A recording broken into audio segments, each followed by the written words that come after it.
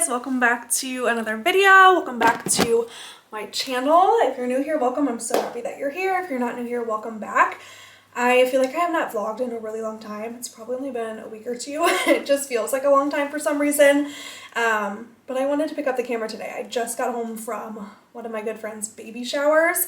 It is like baby shower season. I have been at a baby shower or a bridal shower every other weekend, which is just so much fun. Just wore this cute little dress, which is actually just from Amazon. So cute and comfy.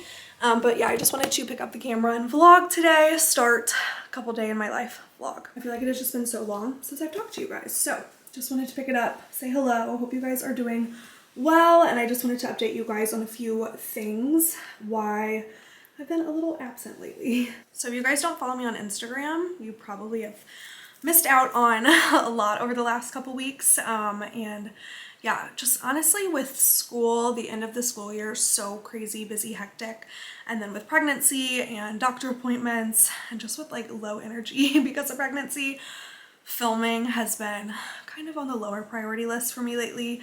I've just been using all my energy that I have to go to work and teach kindergarten all day, spend time with family and friends, obviously spend time with Kyle and his family and my family. And then I'm just trying to get up videos whenever I can, but I do really miss it. So thank you for bearing with me during this really busy time. But we have had kind of a stressful last couple weeks, and that's also why I just have been kind of absent on social media and YouTube, which I know I never need to like apologize for being absent. I feel like it's annoying whenever people come on, they're like, sorry, I've been MIA. It's like, no one cares. We all have our own lives. We all have things going on. So obviously we can't always be on our phones and posting videos. But since I do try to post on YouTube weekly, I feel like I owe an explanation. But we have just kind of had a hard couple weeks. I posted an entire post about it over on Instagram if you guys want to hear more in depth about it, but basically we went to our 20-week anatomy scan a couple weeks ago for baby boy, and we just got some hard news. Just nothing that we expected. I feel like you go into these things just so naive and thinking everything's gonna be fine and it won't happen to you. Like you hear stories of things happening to other people. So we've just had a lot like put into perspective for us lately. Baby boy is okay. He's doing great. He's healthy and active. I feel him kicking and rolling around my belly every single day. I'm doing good, but we did find out that he has a little condition called CPAM, which is congenital pulmonary airway malformation. And I thought I would just talk about it on here. One, just to give you guys an update. I don't want to keep this like a secret because this is something we're going to be dealing with while baby boy's in my belly and then whenever he's born. So I think it's good to just like update you guys on the real parts of life too, the good and the bad, and not necessarily bad, but just like the harder parts of life. Also, I would love to connect with any moms out there who might have a CPAM baby, or just moms out there who also didn't have a really great anatomy scan or ultrasound recently, because it can feel really scary and like moms can just feel really alone during these times, I feel like, especially if you have no one to talk to about it or relate to about it. So yeah, I just wanted to talk about it on here. So what he has is called CPAM. Basically, it's a mass in his lung, a benign mass, a cyst in his lung that is taking up a little bit of space in his lung and putting some pressure on his heart. So when we found this out at his anatomy scan, it was really, really scary because the entire scan we thought just like went great. And then the doctor came in afterwards to talk to us and the mood just like instantly dropped. And she said she had some things that she needed to talk to us about, which you never want to hear. You just assume she'll come in and say, everything's great, you guys are good to go. So yeah, it was really scary. And what made it even scarier was my OB had never had a patient herself with this condition. She'd heard of it, she knew a little bit about it, but she'd never experienced a patient with one. So that just like scared us even more, obviously. So she referred us to a fetal care specialist team over at a different hospital nearby us, a more like high risk hospital. We are so lucky that it's actually the hospital that my husband works at. It's just a like more high risk hospital, more like urgent cases go there, but it's one of the best hospitals in the country. Like people fly all over the country to come to St. Louis for this hospital. So I'm so grateful. It's literally right up the street for us. We were able to go in and get scans for him, and we had those scans a week later. So that 1 week wait in between finding out the news and our high risk appointment was really hard. Obviously, you're like Googling a bunch, researching, trying to connect with other people, try to find out as much as you can, because we left my anatomy scan just like really in the dark and unsure of what this was that he had, what his outcome was going to be, what his life was going to be like, what our life and what pregnancy was going to be like. It was just really, really scary and a really hard week waiting for that appointment, but I was grateful they were able to get me in 1 week. And we had our high risk appointment. They did a more in-depth ultrasound on him, like head to toe ultrasound, basically just checking out his brain, his heart, his lungs, and all major organs just to make sure they didn't miss anything, which thank God they didn't miss anything. Everything else, baby boy is perfect and healthy, growing. He is very big. He's in the 90th percentile. He's a very big boy, measuring like a whole week ahead, very active. But the mass they did find, and they did confirm that it was the condition called CPAM.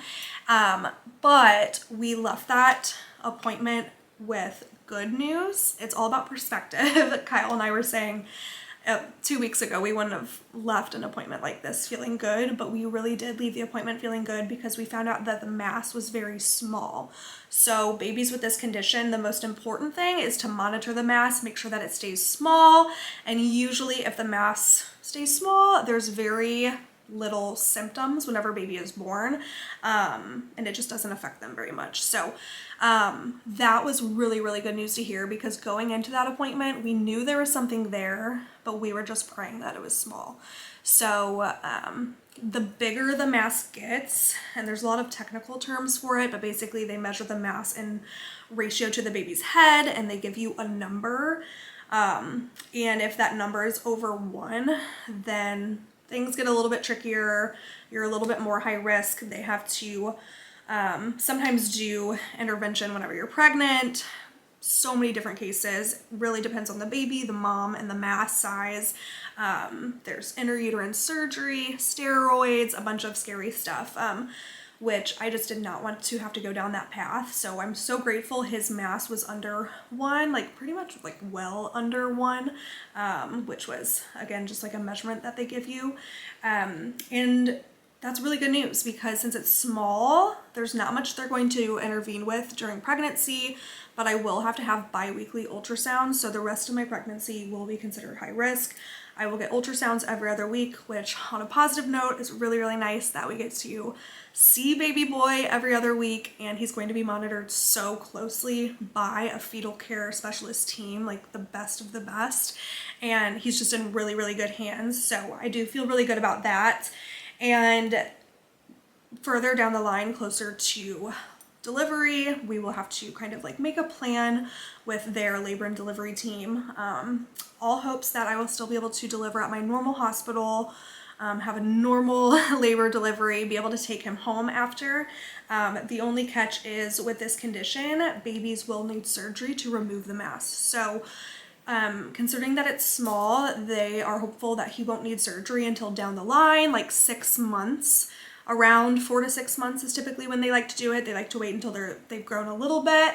They don't rush them into surgery when they're born just because they're just too small. But yeah, that's definitely going to be, I think, one of the hardest parts of all of this. He might be born asymptomatic, perfectly normal, but in 4 to 6 months, we'll have to take him back to the hospital to get surgery to remove the mass, which is just precautionary. They remove the mass just to eliminate any risks that may come with leaving a mass inside of his lungs that could cause problems down the road. So yeah, I hope I explained that well. It's all still very new to me. I'm still learning a ton. I've learned a lot since we've first received his diagnosis, and the more that I've learned and researched and talked to other moms with CPAM babies, I feel a lot more comfortable with it, a lot more knowledgeable about it, a lot more hopeful, and yeah, just like at ease about his situation. It's not ideal, but I'm very grateful that he's okay. And I know a lot of moms out there have it so much worse, and I think this situation just really gave me a lot of perspective and a lot of appreciation for moms and what they go through with their babies, because it's like, he's only 1 pound in there. I'm only 21 weeks along, and I just already have so much love for him, and just the mom instincts are already real. Like, I love him so much. I worry about him. I care for him. I just want him to be okay. That's truly the only thing that I care about, is that he's okay. So yeah, I just really feel for moms who get diagnoses like this, or far, far worse diagnoses, because I just can't even imagine getting any worse news than this. It just really takes a toll on your heart and your mind. It's really stressful. So yeah, all of that to say, we are hopeful for the future, trying to stay positive throughout this pregnancy. I'm trying to enjoy this pregnancy, although it puts a little bit of a damper in it. I don't want it to take all the joy away from it, because I still have 19-ish weeks to go, a little over 3 months to go. I really want to enjoy the next few months with him in my belly and try to just stay hopeful for the future and know that he is in really good hands medically. I know God is watching over him and keeping him safe in my belly and outside my belly as well. So that is kind of what's going on. So I know that was a mouthful, kind of like long story short. And I don't share any of this for like pity or medical advice. I am not asking for any sort of medical advice down in the comments below. Of course, if you have a baby in the same situation, or if you've been in the same situation, I'd love to hear your stories. But yeah, I just wanted to share this because this is a big part of my life. It's going to be a really big part of my life throughout pregnancy and once he's born. And I just think it's really fun to connect with people, and this is something that I would love to connect with other moms about. So yeah, that's the story. Thanks for listening. But we're doing good. Mom and baby are doing good. Nala's doing good. Kyle has been working a ton. We've been just honestly so busy over here. Like I said, like baby showers, I have a bridal shower tomorrow, just hanging out with friends and family. It's just a busy, really fun season. We have a wedding coming up we're traveling for. We have a bunch of trips coming up this summer.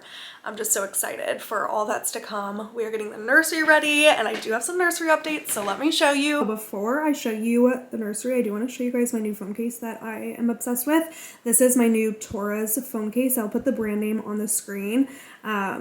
But this phone case is so cool. If you guys haven't heard of Torres, they are the original backstand phone case brand. So they have 2 different O-stand cases. They offer, both are amazing. The O-stand spin case has a built-in magnetic ring, so it can attach to any magnetic surface, and it can be used as a stand for your phone, which I'll show you some clips here. Or the O-stand R case, which is able to rotate 360 degrees, which allows the stand to rotate more flexibly. So both of these cases are very similar, but they are different in the way that they have different rotation patterns. So the 360 spin case can spin in one location, and it has 4 different fixed points for stability, so you can keep it in that stable position, in comparison to the O-stand R case, which just rotates a little bit more flexibly. You can even use the ring for added stability when taking selfies. I love to use it whenever I'm shooting my content for Instagram, or even just whenever you're scrolling. It makes holding your phone so much easier. I honestly am always carrying my phone around with me, so I love to have something that makes it a little bit easier to hold on to. I cannot imagine having another phone case now. This one makes it just so much easier to hold my phone in any situation, so that it's a lot more comfortable and I don't ever have to worry about dropping it. So yeah, if you guys are interested, I know just honestly any person out there can benefit from a case like this, especially people who like to shoot content, take pictures, or just one easier way to hold your phone. I will have the Torres phone cases linked down in the description box below. All right, showing you guys a little update in the nursery. Actually kind of a big update, I think, since the last time you guys have been in here. So obviously a few things need to be moved around and organized first, but we were able to put the rug down. Kyle and my brother-in-law put together his little crib. Right now I just have some things inside that will be put together later, like his the baby monitor, the DockATot, stuff like that. We put his little dresser over here, which I'm in love with. I thrifted this dresser off of Facebook Marketplace. Some lady restored like an old antique dresser. I have this cute little cart, which is from Home Goods, and right now this is just honestly storing a bunch of baby supplies. I will eventually organize it so that it's probably just like more specific like postpartum supplies. But yeah, right now I just have like so many different things in it. I have a lot of like wraps, baby wraps, nursing pads. Down here I have a lot of stuff like my pump, a lot of nursing supplies, portable pump down the bottom, stuff like that. This mirror is eventually going to be hung right there. I'll probably put some like cute shelves next to it. I have a bunch of decor that still needs to be hung. That's in all of these baskets back here. Some cute little toys. These baskets I'll eventually also use just to store some like supplies on top of his dresser. I still need to get a changing pad to put on top of his dresser. Back here, probably not going to stay like this, but I think I am going to keep the tree in here. I have a little, just a little rocker for him back there. And then we finally put together the glider, which I love so much. I think it's so pretty, such nice quality. It's so comfortable. I come in here all the time and just sit in it. It does recline, rocks, and swivels, and then it also has a little plug over here. This is from the brand Storkcraft. It will not be staying in the middle of the room like this. Eventually our printer, our filing cabinet, all that stuff is going to go down in the basement, and then this is going to go in that corner. We also have our bedside bassinet over there. This bassinet we got for free from a friend, which I was originally going to use bedside, but I found one that I think I like a little bit better from Baby Delight. And then I'm going to keep this bassinet to hopefully be able to use just like in the living room. I feel like it'll be really nice to put a bassinet by the couch so that when he's just a tiny little baby, we have somewhere to put him in case we aren't holding him. Don't even get me started on the baby clothes that are accumulating in my closet right now. I cannot wait to go through, wash all of them, and organize them. But yeah, this is the nursery so far. Obviously, we have a lot of decor to do. I want to put up wallpaper on this wall. I want to hang his little name sign. We have officially decided on a name, which I'm not sharing yet. I'll share whenever he's born, but we're very excited about it. I think I'm going to do like a bookshelf on this wall. I might do a little like storage shelf on this wall just to store like baskets in with a bunch of different baby stuff, because the only storage in this room is that tiny closet. And then I think I'm going to put some like floating shelves right here, something like that. And then I have this cute little hamper over here as well. But honestly, compared to where we were at last time I showed you, which I think everything was just like in boxes, it was still technically my office, we have come a long, long way. So yeah, I'm really, really excited. This summer, obviously, we'll kind of get it all finished and everything, but it's already feeling so cozy and cute in here. I cannot wait to see him in here.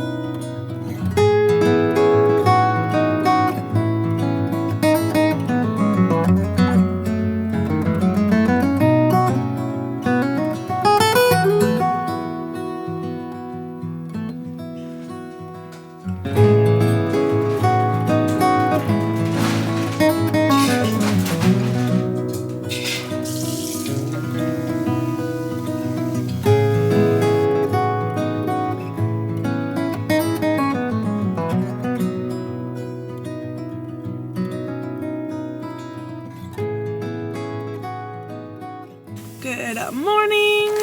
It is the next day. I cannot with this Missouri weather. I literally don't know what to wear anymore. It's like 80 degrees 2 days ago, and now it's like a high of like 60 something, which I know isn't that cold, but it's supposed to be like stormy outside, so I'm wearing a coat because I'm a baby, and during outdoor recess, I just cannot stand out there for 30 minutes if it's slightly breezy without a coat. We have a 4-day week this week because we have PD on Friday, so we're not off, but the kids won't be here. We have professional development on Friday, and then Thursday we have a multicultural fair, which I've heard is a pretty big deal at my school. So apparently it's like an all-day event, and the kids go from like different booths, different stations throughout the day, and like walk around the entire campus. I don't know, I've heard it's actually kind of crazy, but it literally takes up like the whole day, so hopefully it's fun. But I've heard it's also just like a lot of work. But yeah, so we really only have like 3 normal days this week.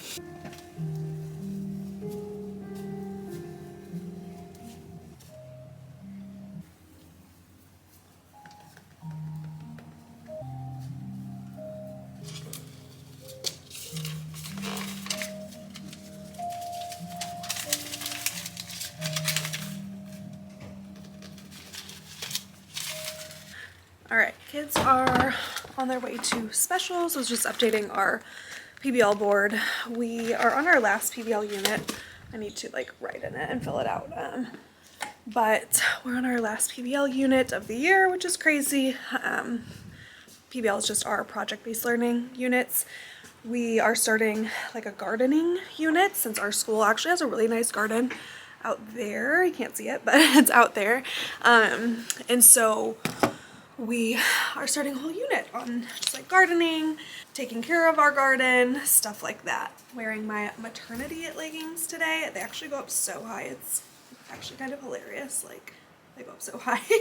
So I have to fold them down a little bit, and my bump will definitely grow with them, which will be nice. I thought I would show you guys kind of what we're doing for grades. So I think I said in like a previous video, but we are about to start entering 4th quarter grades, which is just crazy. I feel like we just inputted 3rd quarter grades, but yeah, I'll show you kind of how we do it. So we just have an Excel sheet for grades. So basically we have all the standards that we're grading on here, what we're grading, so kind of like what we're using to test that standard, and then how many points it's worth. And then we have our students' names over here. I'm just hiding them.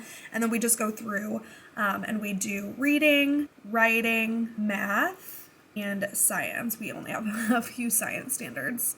But yeah, a lot of ours are already done. The red ones are the ones that we still have yet to do, just to remind us. And then after we're done filling out this Excel sheet, we go into our like campus-wide school grading system, and we input the grades in there. But yeah, this is just a really nice way to keep it organized so that we know the standards that we need to grade, what we are going to use, and we come up like as a team what we're going to use to grade it, and then we can just slowly start adding the grades in. A new school, like a new building, a new team, a new grade, there's just like a big learning curve whenever it comes to grades and how their system works and stuff like that. And I feel like this is my first year teaching at a charter school. It's definitely been a different process than anything that I've had before. And then working with a co-teacher, it's been very different, but we're like finally getting the hang of things. And then it's the end of the year and I'm unfortunately leaving, and so I won't be with my co-teacher next year, which I'm super bummed out about because I love my co-teacher and I feel like we finally just started getting into like a really good rhythm. So yeah, for like the beginning of the year before I was pregnant, we kept saying, okay, next year we're gonna do this. Like next year we're gonna like have our stuff together. We're gonna, you know, have a groove. And now we're like, oh, shoot, like all that work for nothing. Let me know how your school does it, because I worked at a public school for many years prior to this, and then I subbed at a private school for a long time, like as a permanent sub before coming here. So I've kind of seen like a little bit of everything, and I feel like every school does it a little bit different, like how they grade throughout the year or through the quarters. So let me know how your school does it. I feel like at my last school grading was like not a big deal. It was super quick, but at this school it's definitely a little bit like more in depth. It might be a kindergarten thing, just because honestly in kindergarten there's so much to grade, so much progress from the beginning to the end of the year to document. It's honestly been a lot more than whenever I taught 2nd grade at a public school. So we have like 30 minutes left of our plan time, so I'm going to spend some time just finishing up like grading and stuff like that. I'm gonna finish up eating. My appetite since being pregnant has been like off the charts. Every time that I bring lunch, I never bring enough, and so I just ate lunch and I'm still hungry and I'm contemplating like ordering food, because I just feel like I used to be able to just like nibble throughout the day, and now I need like a really big lunch to keep me like full.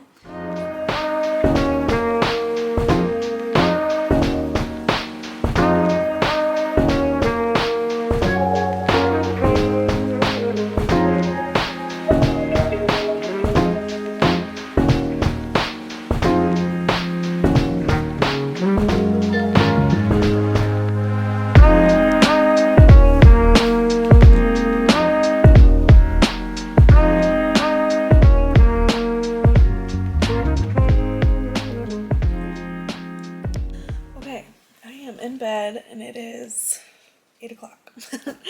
I have literally been getting into bed so early lately. I feel like I used to say like 9 o'clock was really early, and now I'm literally in bed by 8 o'clock. It's so funny. Kyle and I just like, he's so exhausted from working all day. He's asleep like out on the couch right now, and I'm just exhausted in general from being pregnant and teaching full time. It just feels good to get in bed early. Yeah, that's neat. That's neat. But I'm not going to like quite go to bed yet. I'm just going to get some editing done on my laptop and lay in bed and read some of my book. But it just feels so good to get in bed like at a decent time and fall asleep by like 9 o'clock. Kyle and I just finished watching Lost. We started Lost like, I don't know, probably like a month or two ago, I want to say. And we just finished it. We watched it all the way through. We like binged it. And it was so good. So if you are looking for like a good show to watch, I remember liking it back when I was a kid and I watched it when it was like on TV, but I never watched past like season 1. And so I think there's like 5 seasons that we just watched. And the ending was really good. So yeah, if you're looking for a new show, go watch that. But we're looking for a new show to watch. So comment down below any show recommendations that you guys have, because we typically like to watch a series together, and now that we finished it, we're like, oh my gosh, what do we do? So we are watching The Office. Like we just like kind of like switched between Lost and The Office, but The Office we just kind of like casually watch every now and then, and it's like there's so many seasons of The Office. I think we're on season 7 and we still have like 4 more to go or something, but we do like to have like a little bit more like fun, like thriller drama type show to watch on the side. So comment down below your favorite shows and what we should start watching. I also like to lay in bed at night because that is usually when baby boy like kicks the most, and it's just like the best feeling in the world. He kicks during the day too, but usually only whenever I'm like sitting down or something. But I find like whenever I lay down at the end of the day, that's whenever he's like most active. But I will say, I thought the anxiety of pregnancy would go away after the first trimester. Yeah, it doesn't, at least not for me. Let me know if you're also like a fellow anxious pregnant girly or just anxious girly in general, because, and I know a couple of my friends who are pregnant related to me on this, but it's like so amazing whenever the baby starts kicking and it gives you like all this relief and you're like, oh, like it just makes you feel good, like knowing that they're safe in there because you feel them kicking during the day. But now I get anxiety like when he doesn't kick enough. So like I will feel him move quite a bit, but it's not very consistent yet. I mean, I'm only going on 22 weeks. Typically they say movements don't get like super consistent until 27 or 28 weeks. So I do try to remind myself that, but it's just funny because I feel like I already kind of like get in my head about like his movements. Like if I don't feel him for like a few hours, I'm like, what the heck, you know? And I get like all nervous and stuff. So yeah, it's just funny. Like the anxiety never stops, and I know it'll be like this throughout the rest of my pregnancy, and when he's born, I'm gonna worry about something new. There's always something new to worry about, so I try to remind myself to chill out. Like he's fine in there. He's probably just sleeping. And there are things you can do to like make your baby like move. You can like drink something cold or drink something sugary to like make them move, but that's usually like further down the line whenever you're like kick counting, whenever you're closer to like 30 plus weeks pregnant. But yeah, it is really weird. It's just like some days he will kick literally like 10 times every hour. Like I'll feel him like so many times, and not necessarily like kicks, but I'll feel like movements or like him like shifting around in there. And then other days it's like I'll only feel him a few times a day. like in the whole day. So yeah, it's just like very inconsistent, I feel like, at this point. I've also heard that the babies sometimes get a little bit like quieter when they're going through a growth spurt, and I know like right now is a huge growing period. Once you're like 22-ish weeks, they grow so much every single day, every single week. So I have heard that sometimes the babies like calm down in there and like sleep more whenever they're going through a big growth spurt. So I also remind myself that I'm like, oh, he's just growing, like going through a growth spurt, he's probably just sleeping, he's like chilling out in there. And also at this like age, like he's like really small still in there, and so he has a lot of room.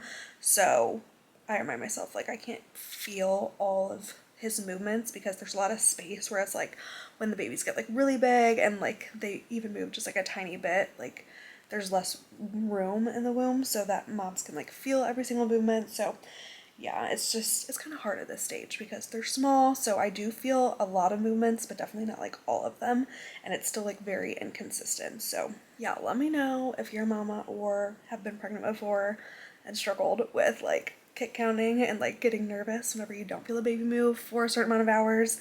And I know like some moms and some of my friends didn't even feel their babies move till after like 21 weeks. I personally have been feeling him since like 16 weeks because he's a very active, strong, big baby.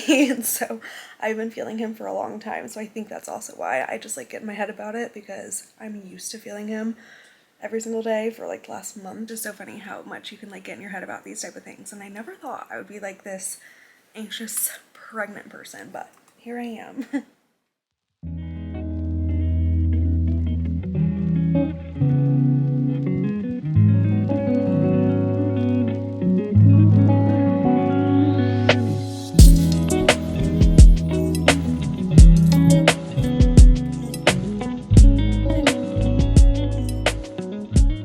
Guys, it is the next day, just hanging out in my classroom. My kiddos are on their way to specials. Baby boy has been kicking a lot. Like right now he's kicking a lot. I always worry for no reason, and then I look back, I'm like, why did I spend like all morning worried? He's just super like on a different schedule every day, I feel like right now, just with like the growth spurt that he's going through. Some mornings he'll move like the second I wake up, other mornings I won't feel kick until like 10 a.m. But yeah, he's been moving around a bunch today, so always makes me feel better whenever I feel him move, but always makes me feel silly for worrying the day before. But I am going to end off this vlog here since it is getting kind of long. I just wanted to say I love and appreciate you guys, and thank you for all the support and love and comments that I've already been receiving about baby boy and just kind of like what we've been going through for the last couple weeks since our anatomy scan. I did want to clarify a couple things that I feel like I didn't mention at the beginning of this video. The condition CPAM, it's not genetic. I forgot to mention that because that was one of my first questions to my doctor as well. Like, does that mean like all my babies will have this? Is this something I gave to him? Like, does it run in the family? And it's not genetic. It's not anything that was passed down. It's not anything that I carry or my husband carries. It's not anything I did like during pregnancy. It's just a fluke thing that happened whenever his lungs were developing. So yeah, I did want to mention that in case you were curious, or if you have a CPAM baby, or if you're pregnant right now as well. And then I also just wanted to mention that every pregnancy is different. Every situation, like if moms do have a baby with CPAM, is different. So with this pregnancy, we're just going to be monitoring the mass very closely. So my ultrasounds every 2 weeks will be to monitor the mass size. So things could possibly change. I do have my next ultrasound next week. And the mass could possibly grow a little bit, and they typically say the mass will stop growing by 27, 28 weeks. That's at least like the hope. So yeah, that's kind of why I'll be going in for ultrasounds every couple weeks. If I didn't mention that, is just to monitor the mass size and make sure that it's not growing. And if it does grow, then there will have to be like some interventions. So I don't know for sure what the pregnancy is going to look like as we move forward. All we can do is hope and pray that the mass stays small and stops growing. So that's our biggest hope with the appointments moving forward. But yeah, we just appreciate all the prayers and love that have been sent our way, and we are feeling very hopeful and that's all we can do, is just stay hopeful and positive. So I just wanted to say thank you for watching today's video. If you do have any questions, please comment them down below, or feel free to send me a DM over on Instagram. I'm always down to chat. So yeah, I love and appreciate you guys, and I will see you in my next video. Bye.